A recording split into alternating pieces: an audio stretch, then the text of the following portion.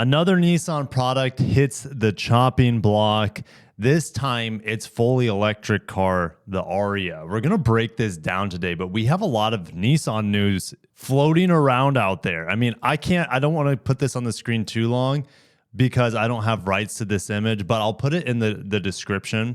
If you guys want to see spy shots of the new Rogue, I'll put in the description. Car Buzz has those spy shots. But we're also going to talk about what else in Nissan's lineup is going to be discontinued.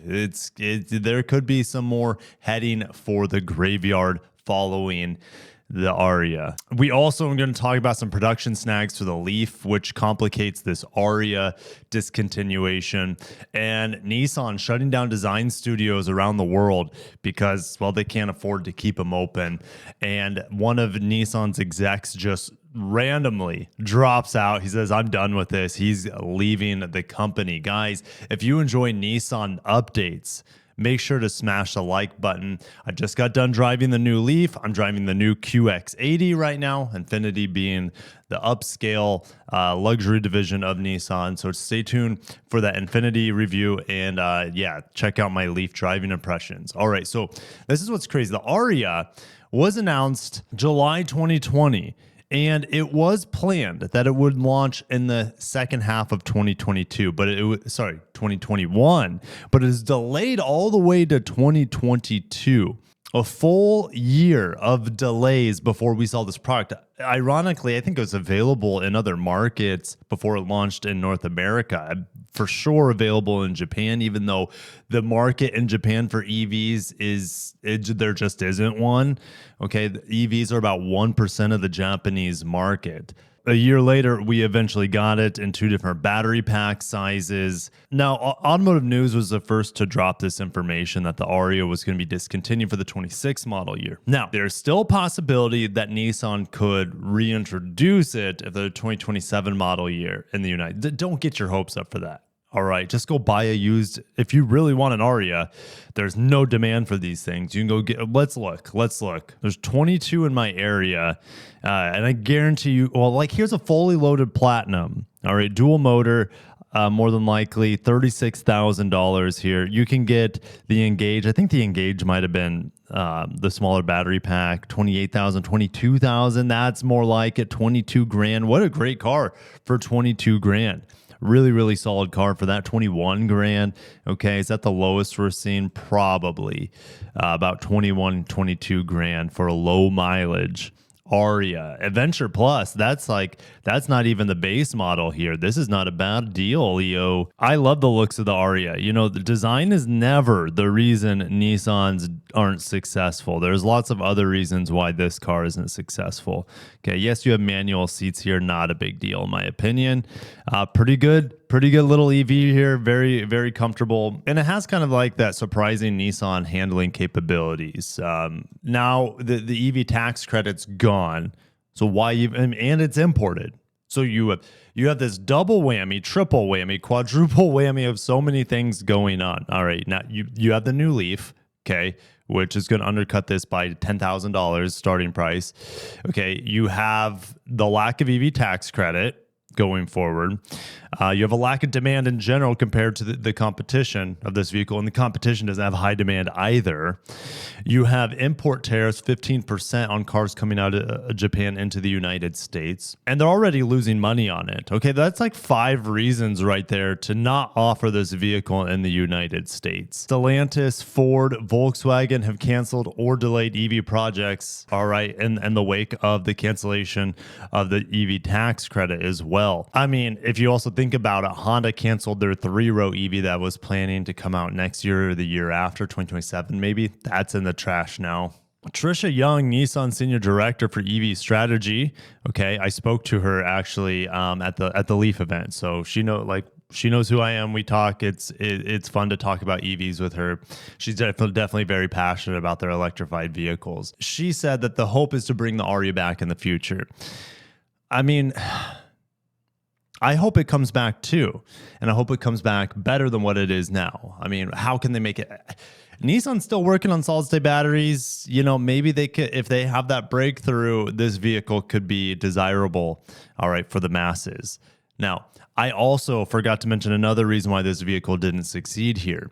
And it could have been, like I always said, and when you drive the Ariya, it looks, feels like it exudes high-end premium. Okay, it should have been an Infinity, and here's Infinity, no electrified options, not even a hybrid, right?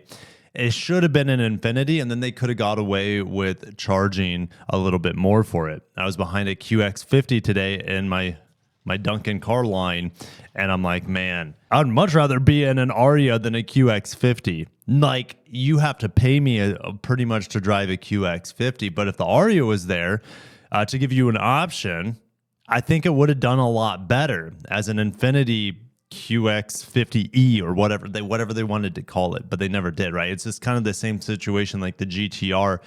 Yeah, I think it could have done better as an Infinity product, but that's another discussion. While the Ariya gets like indefinitely postponed for reintroduction in the United States, we have the Nissan Leaf hitting production snags, just like the Ariya did. You'd think Nissan would have been past this, but we're still talking about Nissan. They have their issues as a company. Initial production for the Leaf, guys, is awful. Should I say production capacity? They're only allocating 500 per month of the Leaf.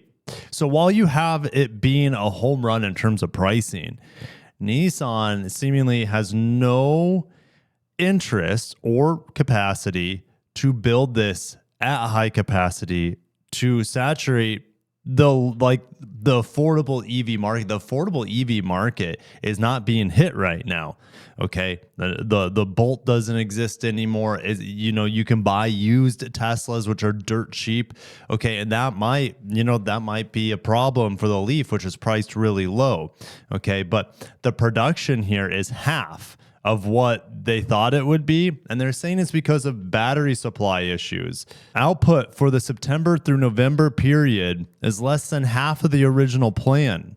And again, they're not building these in Smyrna, Tennessee anymore. These are built in the Tochigi plant in Japan. And production plans for the fiscal 2025 year have been cut back. And in some months, production cut by several thousands of units. Delays in securing batteries are behind the production cut. And set for release this year, the new Leaf is expected to be a key part of Nissan's comeback plan. How can it be a part of your comeback plan if you're only planning to sell 500 or allocating 500 a month for the Nissan Leaf? There's no volume there. You can't come back without volume.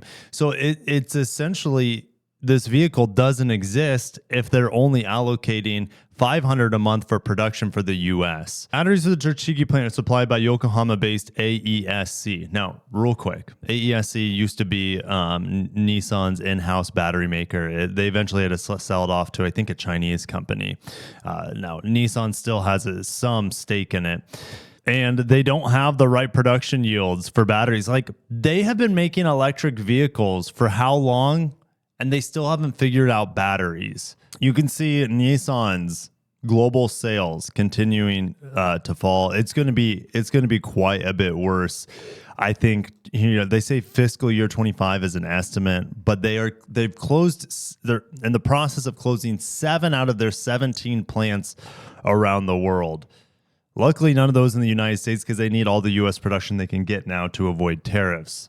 I'm currently you guys know I'm going to the Japan Mobility Show. I'm currently talking to Nissan over in Japan to see what I can do over there. They offered for me to drive some really cool cars like the Sakura Mini EV K car, as well as the Skyline, not the Q50, but the real Nissan Skyline and Nismo while I'm over there. So hopefully I can get that lined up and give you guys that sort of coverage. I mean, I told them like, hey, can I drive the new Rooks? Can I see like can I drive the Serena, right? There's so many other Nissan vehicles that I would love to drive that we don't get over here, but we'll see. Stay tuned. Hopefully I can line something really, really fun for you guys with some Japanese spec cars. With the Ariya cut out of this picture, where is it at? Right here. Okay. They wanted to kill off the Ultima, but because of tariffs and it's built in Mississippi, they kept it around. All right. The Titan's gone. The Versa could be canceled for the U.S. market. They build it in Mexico, and with the tariffs, it might. I mean, it's already a low profit margin vehicle. It's probably dead. All right, Sentra is going to stick around despite it being made in Mexico. Like they're redesigning it. Okay, so we'll get a redesign on it very soon. I already made a video on the Chinese spec version. Pathfinder is going to refresh soon. Murano just came out, but it's piling up on lots. It's not like it's just too expensive. The Rogue just got spy shotted, I think, in Saudi Arabia. This is going to turn the page for them. The Rogue E-Power, it's going to be really, really good. All right, Maxima gone. I can't believe it's still on this list. GTR gone. Kicks here, Leaf here, Frontier, Armada, the best, one of the best body on frame vehicles in the world. All right, Frontier, best midsize pickup truck. So like they have some winners here. The winners are affordable Sentra. Okay, the Leaf, if you can find one, and good luck. Best of luck if you want a new Leaf at this point. This is just really sours my experience hearing, that the production and allocation is going to be so low on this vehicle at launch that it's essentially a paper launch, kind of like the Ariya was. And that's not, what do people do if they've been waiting for a vehicle like the Leaf? Well, maybe they'll just go somewhere else or buy a used EV or go buy a hybrid or something. It stinks. It stinks real bad for the Leaf because I think it could be very successful. But again, Nissan Kicks, love this vehicle. Very, very good value. So like they have decent cars in their lineup, the Nissan Z and the Armada, the Frontier, and the Kicks. Those are all really, really, really good vehicles in their segment, if not segment leading. All right. And the Leaf is in a segment of its own, if you can find one. While Nissan's, trying to figure things out with the Leaf and killing off the Ariya, Nissan to shut down studios in US and Brazil and downsize their London design studios and Japan operations. And it's just a reality. They have to cut costs. They have to lop off employment and all these investments in these locations around the world. This is just the beginning, guys. 7 plants. Now we have design studios. They're going to keep shrinking until they become profitable. And then once they have the foundation set, a healthy foundation set, then they can start growing again. It's not the same. The world is so different now with electrification. And in China, even though Nissan is doing okay, I wouldn't say okay in China, but the new Sentra coming out is going to help. They probably have some sort of like E-Rev Sentra. They call it the Sylphy over there. Who knows? It's not looking good. And then you have executives dropping out. Vinay Shahani. I first met him when he was working for Lexus. But he was with Nissan before Lexus, and then after Lexus, he went back to Nissan. I last saw him about a year ago when I toured Nissan headquarters in North America in Nashville area. Okay, so he's leaving. He's only been there for a couple of years, and he's dipping out. He's not saying who he's working for. He's leaving the automobile industry. I thought it was communicated who he's working for. I thought I read it, but yeah. Anyways, he's dipping out. He apparently just wants to be out of the car industry and wants to be closer to his home in Dallas area, where ironically, that's probably where he set up shop when he started working for Lexus, right? So very interesting. I mean, it's not just people leaving Nissan. Like Jack Hollis for Toyota abruptly left recently too. He joined Accrual Equity Partners, right? So like he left the car industry too. That was a month ago. So like it's just you're always playing musical chairs with executives in big companies. All right, and Nissan is no exception here. Am I disappointed that the Nissan Ariya is no longer going to be available in the United States? The answer is no. Again, it would have done better as an Infinity product, and with it being delayed a year, that didn't help. It is a good car. It's not an excellent EV. It still has that pitch and dive issue where you come to a stop. The Nissan Leaf kind of has it as well. It's not as bad as it is in the Ariya. It's a beautiful car. It's built really well, at least in my observations. It's comfortable. Like it's a really solid car. It's just too expensive. And it came a little too little, too late. And when you have something like the Nissan Leaf now, if you can find one, big asterisk, available now or this fall, like late, who knows when it's going to start coming in. But the Nissan Leaf trickling in, I should look if there are any new Nissan Leafs out there. And yeah, I don't see any of the new Leafs out quite yet. So I think they're on their way. I think they're on a boat more than likely from Japan. Look, $25K for a brand new leftover 24 Nissan Leaf. It would have to be like $15K for me to buy an old Nissan Leaf. Maybe let's look at used. I'm just curious. There's 18 here you go. There's that $15,000 I was talking about. The new one's so much better. Okay, there's no doubt about it, but are they going to be able to sell them for the price? I think so. Even with the no EV tax credit, I think it should do well. A 2016 Nissan Leaf, I would not touch this for $9,000.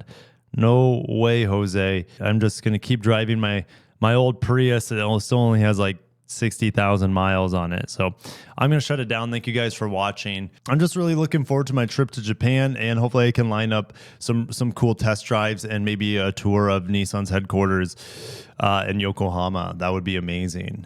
So stay tuned for more Nissan coverage here on the channel.